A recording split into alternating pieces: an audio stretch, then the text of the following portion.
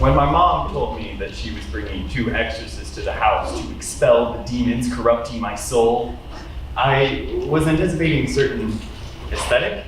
Middle-aged, balding men wearing long gray robes with gaunt faces, crosses in one hand, Bibles in the other. What I wasn't expecting were 2 women in their late 20s who looked like they shopped at Forever 21. The first woman had the "can I speak to your manager" haircut. You know the one. And the second exorcist looked like that girl we all knew in the 6th grade that was a little too obsessed with horses.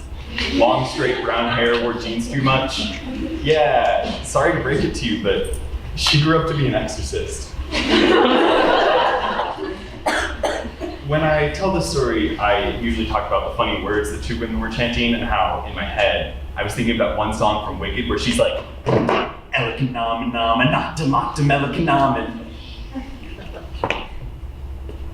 What I neglect to mention was how their eyes rolled into the back of their heads, how their chants crescendoed into screams, their hands pressing into my face. I forget to recall how my mother was standing right outside my bedroom, a look of horror on her face, scared not of the ceremony, but of me and what I'd become. When they finally finished, there was this inaudible ringing, a deafening silence, shallow breathing, regret. Eerily calm, the 2 women stood up. One of them looked me in the eye and asked, "Do you feel any different?" I said no. Reflecting back on that day, everything about it seemed bizarre, even borderline comical, but I also remember how it felt, how it made me feel. In the days leading up to it, I felt this pit in my stomach. I wasn't scared about the ceremony, but rather why my parents felt it was necessary in the first place. How evil did my family think I was that they felt the only way to handle my condition was to bring exorcists into their home? My parents used to talk about sin opening portals that let the devils and demons into the house, but it was that mentality that caused the portal to open that brought the women that day.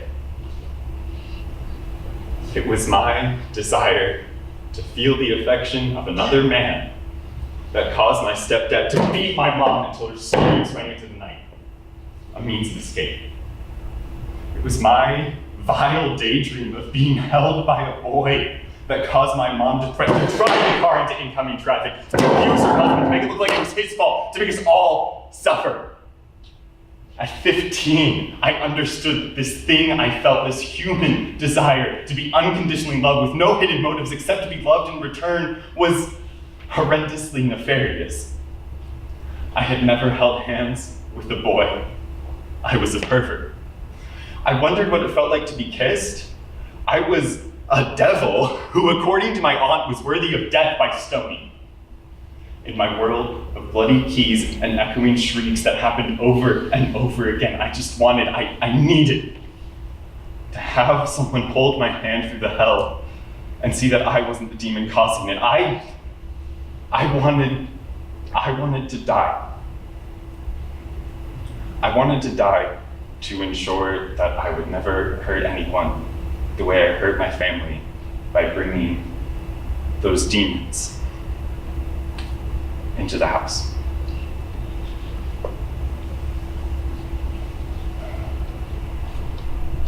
To this day, I don't know how to love romantically. I'm surrounded by people who aren't my blood, but who I consider to be my family. People who unconditionally love, protect, encourage, see all my faults and love me anyway. Now at 21, I see myself as empathetic, hardworking, talented and determined, caring and compassionate, and, if I can say so, attractive. But I don't know if I will never find love.